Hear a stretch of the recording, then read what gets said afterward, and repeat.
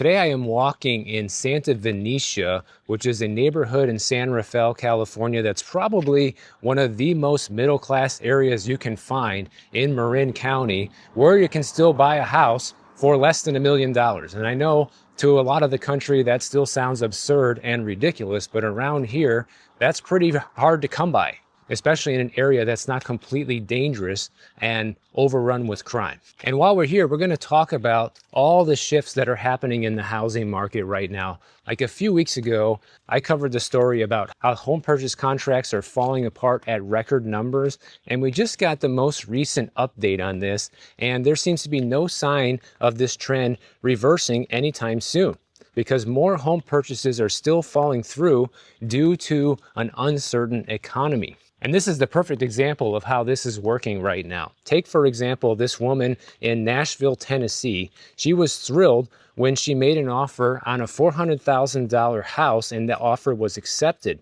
And then 1 month before closing, she got laid off from her job, and her first call was to her real estate agent saying, "We need to pull out of this deal." And it's not like this person wanted to pull out of the deal. It's not like they got cold feet. In fact, they really loved the house and they wanted to buy it. It took years of saving and planning to make this happen, because she's 40 years old, and only just now, at 40 years old, a lot of people are becoming financially able to be in the position to buy a house. And after a lifetime of effort and work, she had to cancel the purchase on a house that she really loved. And also, making an offer on houses and then pulling out at a later date isn't always penalty free, guys. Like, yes, if you're within your contingency periods, then you can get your deposit back. You're not going to lose your escrow deposit. But say, for example, you already paid for the home inspection and you paid for an appraisal. You might have already spent over $1,000 or $1,500,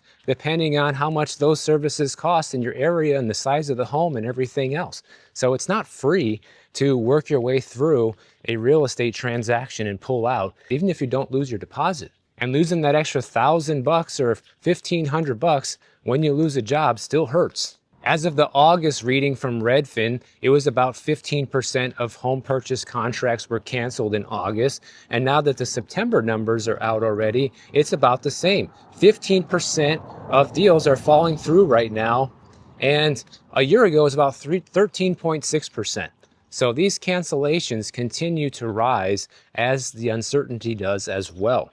These rising cancellations are fueled by a host of factors, including the bad economy, but also more buyers are feeling anxious about their job security, and rightfully so.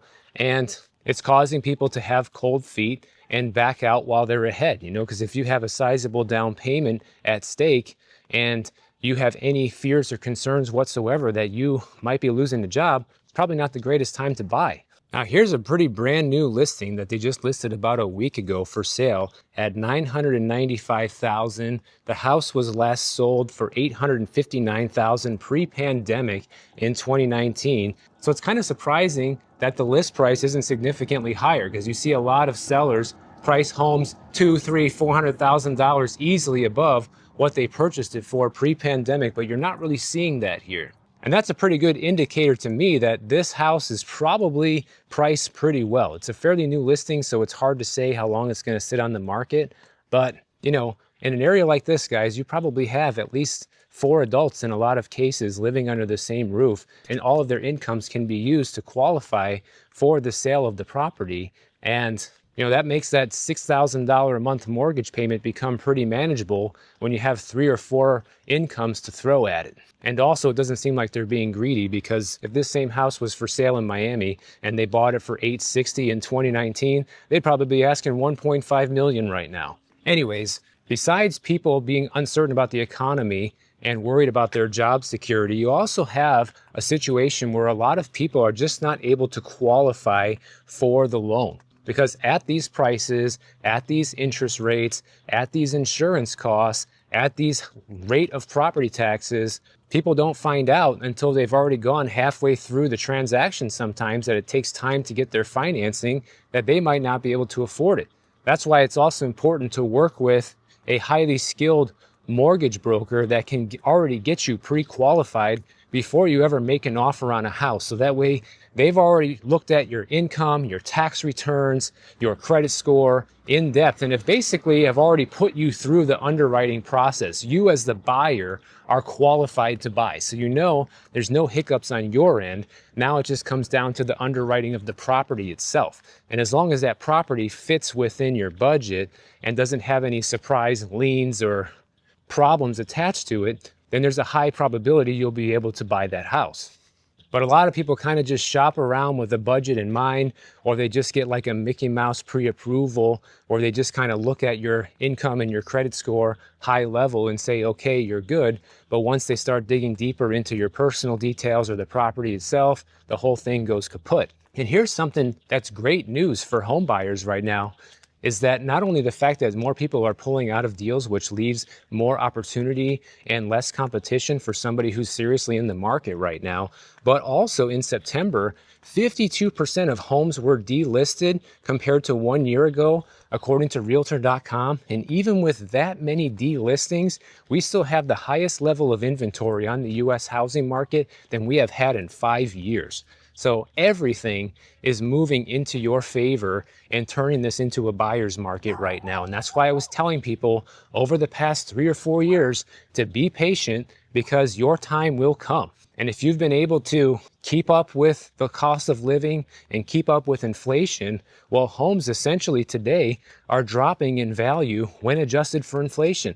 Not only are the nominal prices going down, but homes are no longer keeping up with the pace of inflation like we talked about a few days ago. And some buyers just are not willing to budge right now because of the abundance of choices, especially in places like Florida. Like here's an example of a deal that fell apart in West Palm Beach, Florida recently. The buyer was under contract for $485,000. Then they had the home inspection that showed some issues like damaged pipes, for example, that could have been fixed for about $20,000, and the seller was willing to give them a $20,000 credit, but the buyer wanted a $50,000 credit. And I think that's smart. Ultimately, the deal fell apart, right? So the two weren't able to come to an agreement. The seller was unwilling to give that 50 grand, which they're probably going to regret in the next 6 months. And the buyer has probably saved themselves from a huge mistake, because if you're already finding those problems with the inspection, then there's a high probability that when you buy the house, there might be other things that come up. And also, you're taking a tremendous risk right now buying into this very uncertain economy, not knowing what's going to happen next. And so that risk should account for something as well. It hasn't been this risky to buy a house in years, guys, because even when the frenzy was going on and people were paying over asking price and there was all these bidding wars, well, at least people had secure jobs back then.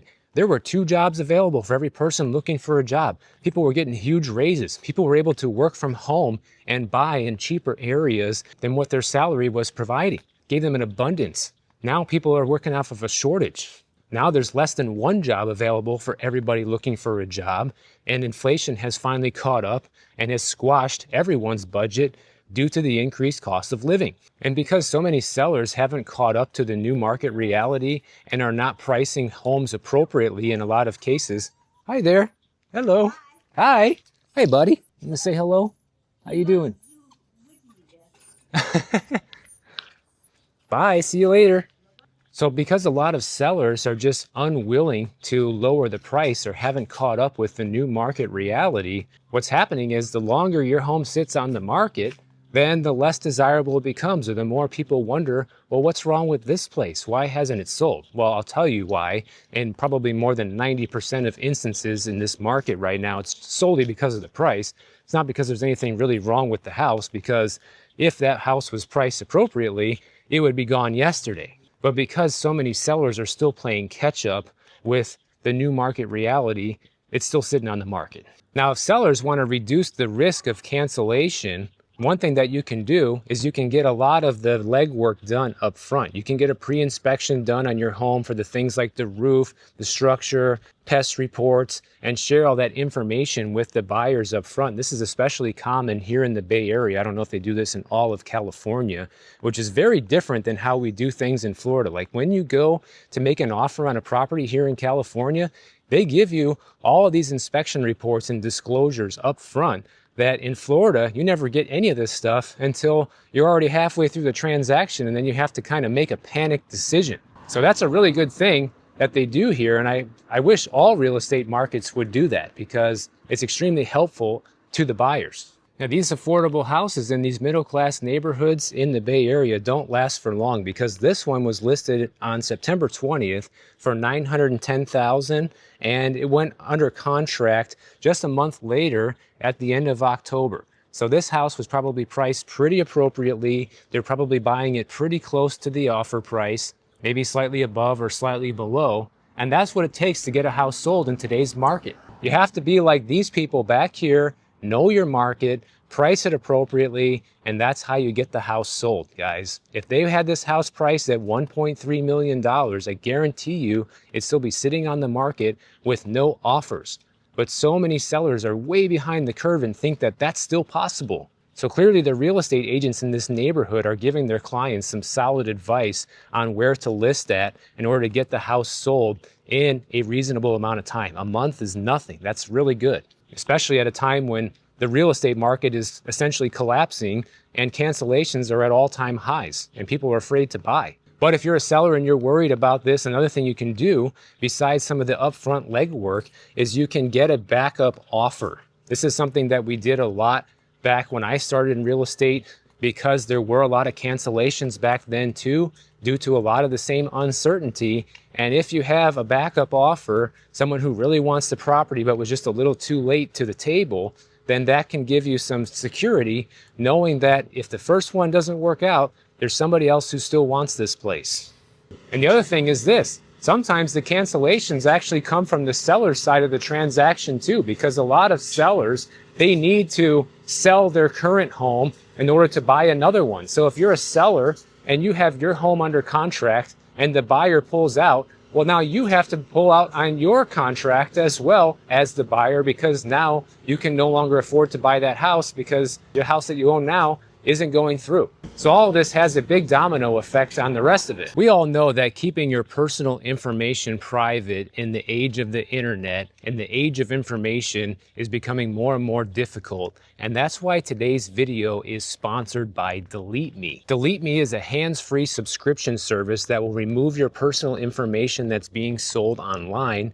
And Delete Me's privacy experts remove you from hundreds of data brokers all year long. Delete Me is extremely simple to use. All you have to do is answer a few basic questions, and they will scour the entire internet to remove your personal information from a ton of different data broker websites that can be holding on to information like your name, your age, your address, your photos, your email, phone numbers, relatives information, social media, and the list goes on. I've been trusting Delete Me to protect my online privacy for almost 2 years now. You can do the same and make sure you get 20% off your Delete Me subscription by joining today using my link down below at joindeleteme.com/boardandarrow, or use the QR code on the screen. And we all know that Florida is the ground zero for this housing crash right now. But the stats just continue to amaze me on how fast the situation is deteriorating there. Take a look at this, guys. Nationally, homes are already sitting on the market for 62 days on average right now, which is about the same that it was in 2019 before the pandemic. But in Florida, that number jumps all the way up to 88 days on the market, which is an extra 2 weeks compared to its pre-pandemic count. Right now, on a national basis, the active listing count is only 10% below where it was before the pandemic. So that is very good news for buyers. But if you're a buyer in Florida, it's even better news, because now Florida has roughly 23% more listings today than it had in 2019. And even with that dynamic going on, a lot of these sellers still have the nerve to ask 2019 prices. They're just completely unrealistic. Sure, Florida has seen a lot of the home building that has been happening over the past few years, which increases the amount of available inventory. But a lot of the resale listings have picked up as well, guys, because a lot of people who bought in Florida paid way over asking price, and the economy there relies a lot on tourism and travel. And now that a lot of that is starting to slow down, there's been a huge ripple effect across the state of people being affected by it, along with the massive increase in the cost to carry these properties. And so fast forward just 2 or 3 years later, a lot of people who bought can no longer afford to keep their house, whether it's due to property insurance or whether it's due to property taxes or whatever the case may be. And that means if you are in Florida right now, or really any market, but particularly in Florida, you should take a note from how these sellers in this neighborhood right here are handling it. They are pricing their properties right at what they should be selling for, not $40,000 above, and then let's wait and see what kind of offers come in, and then if nothing happens, we'll lower the price. No, they're skipping all of that nonsense, and they're listing these homes at what they know people around here can afford to pay and what they know the house will sell at. And guess what? They're selling it in just 2 weeks or a month. Buyers have a ton of leverage these days that they didn't have just a couple of years ago, and people need to wake up and understand that. You know, you're not in a situation anymore where you can just put some lipstick on a pig and think no one's going to notice, and they're just going to come in there and offer you 50 grand over asking price. Those days are over. And really the biggest takeaway that I hope sellers have from this video, buyers as well, is you don't set the price, okay? And buyers don't set the price either. Well, they kind of do. Buyers have a little more control over pricing than sellers do. But ultimately, your house is never worth more than what a buyer is willing to pay for it. And that is all heavily dependent on your local economy and on your local market, and it's completely different for everywhere. And the more you understand that, and the more you research and have done your homework on your local market, well, then the better chances you're going to have at being able to sell and still turn a decent profit. I even recommend people who really want to ensure that their house sells is look at the comps, say like that $900,000 house over here, and list it for $875, guys. I know it's lower. You're taking a little bit of a hit, but you're going to generate a tremendous amount of interest, and who knows, you could still get 2 or 3 interested buyers who might bid the price up a little bit up to what it should be, around $900,000 mark. And not only are you still getting the value of the house that it should be selling for, but also you're creating a tremendous amount of interest up front, which ensures a quick and favorable sale for you. But one thing that buyers need to be on the lookout for, kind of a buyer beware thing, is look out for houses that have a frequent sales history. Houses that have traded hands many times over the past few years. This can be a big red flag or warning sign for you. And it kind of depends on the property. Like for example, if you're looking at a 1-bedroom condo in a building that has, 600 units, then it might not be so uncommon to see units change hands a lot, because a 1-bedroom condo is kind of built for the single life, right? Somebody who just wants to own something for a couple years instead of rent, then they sell and move on. So that might not be as much of a red flag versus a house in a neighborhood like this that's in a flood zone, okay, and might have had flood damage in the past, or has some kind of structural issue. Homes that change hands too frequently can often indicate underlying maintenance issues, problems with the plumbing, problems with the roof, problems with the foundation, or they might just have poor craftsmanship in general. A lot of these home flips were done very shoddily, and if it's a recently flipped house, somebody might have bought it and then they realize how much lipstick has been put on the pig and it's still just a pig. Well, they might try it and pass it along to you in hopes that the next person won't notice that until it's too late either. And there's other things that can come up too that you might not think about. Like sometimes it's just a weird layout of the home or a design problem, like the rooms are too small, or you can't fit a king size bed in there, or the way the hallway connects to the bedroom makes it too difficult to move things in and out. Just little things like that you don't really notice until you're living in the house. And it could even be a neighborhood issue, for example, like it can be in a flight path that you didn't know about. There can be a lot more noise or traffic in the area than you might have realized. There could be crime and safety issues where vandalism rates are high or car break-ins are high. And if you didn't research that ahead of time, and then you come out and see your window smashed in the morning, you find that stuff out the hard way. Sometimes it can even boil down to just being in a bad HOA. A lot of people might move into the neighborhood and realize that there's too many people on a power trip, or things just aren't run well in general, or they try to look for any little problem and then they try to foreclose on you and put a lien on your property. Also things that are kind of tough to find out ahead of time, and the seller doesn't really have much of an incentive to let the buyer know that's the case because they want out too. So frequent turnover doesn't always indicate that the house is something that you should stay away from.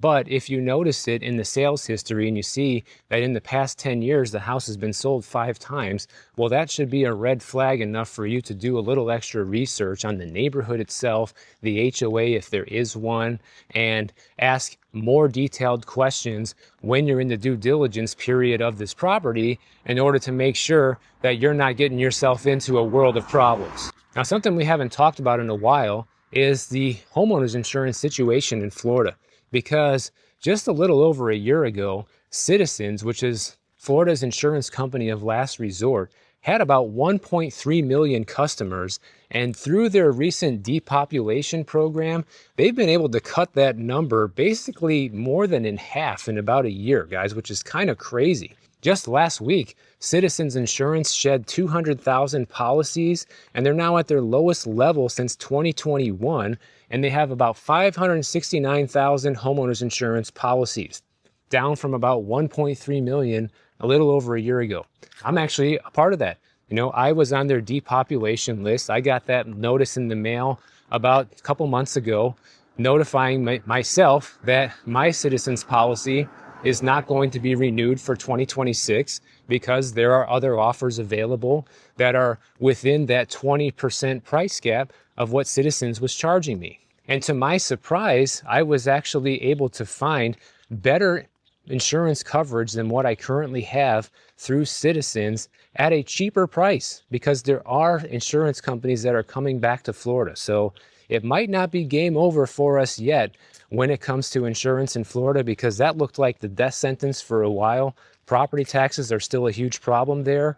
But if we can at least get this insurance issue under control, this is going to really help stabilize the market in Florida and make it less risky to buy if you know you're going to have several options for insurance carriers again. And Citizens claims they're going to have even fewer customers by the end of 2025. They anticipate they're only going to have 430,000 active policies. And that would be the lowest year-end total for Citizens Insurance going back to 2018. So I think this is really good news for Floridians for a couple of different reasons. Because number one, if you have a Citizens Insurance policy, it might be the cheapest, but often it's not the best. That's the first thing.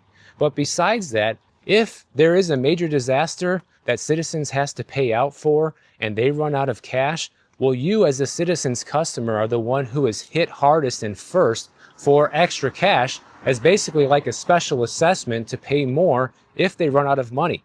So it puts you in a more vulnerable position financially if something bad really does happen. And the other caveat to this is that even though this is good news overall, there is one caveat, and that is some of these insurance companies that are coming in and bringing more affordable insurance back to Florida, a lot of them don't have the full amount of money necessary in order to cover all of their claims. And essentially they're unregulated and they're allowed to take on more customers than they could actually pay for if they had to make payouts for everybody all at once. I don't remember, there's a term for that, and I forgot what it is, but it's becoming more and more common in Florida as they're trying to bring more companies back in. So you might want to make sure and look into that before signing up with a new insurance company, because that can also put you on the hook financially. Like you could essentially receive no payout if there's a big natural disaster, a big hurricane or something, and a lot of other people are signed up with this insurance. And if you're late to the table, you might not get a payout, even though you're supposedly covered. So it's not all sunshine and roses, but the situation in general is looking up. So if you guys enjoyed this video, make sure you subscribe to the channel. And if you don't want to wait for my next video to come out, check out this one on the screen right over here, and I'll see you in the next one.